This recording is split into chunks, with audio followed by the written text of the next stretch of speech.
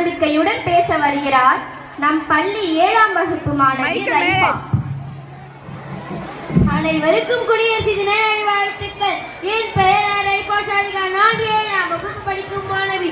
அறம் வளர்க்கும் அமுத மொழி ஆகிய தமிழ் மொழிக்கும் என் பள்ளி தலைமை ஆசிரியருக்கும் ஆசிரியர்கள் மாணவர்கள் மாணவிகளுக்கும் என் முதல் வணக்கம். அறம் விழுவதும் எழுவதும் வாழ்க்கையில் யதார்த்தம். விழுந்தால் வருந்தாது, மண்ணில் விதையாய் விருட்சம் பெறு. எழுந்தால் பயம் கொள்ளாதே, எரிமலையாய் எழுந்து வா. விழுந்து விட்டேன் என்று கண்ணீர் சிந்துவதை விட எழுந்து விட்டேன் என்று புன்னகை செய். தளராதே, விடாமல் போராடு. தடைகளை உடைத்து தலை நிமிர்ந்திடு.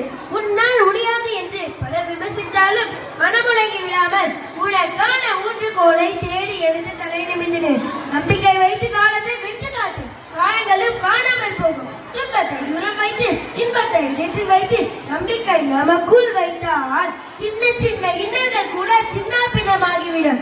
எங்கும் எதிலும் வெற்றி பெற உன்னுள் என்றும் இருக்கட்டும். தன்னம்பிக்கை என்னும் தீபொறி விடியும் என்று விண்ணை நம்புவதை போல் முடியும் என்று உன்னை நம்பு.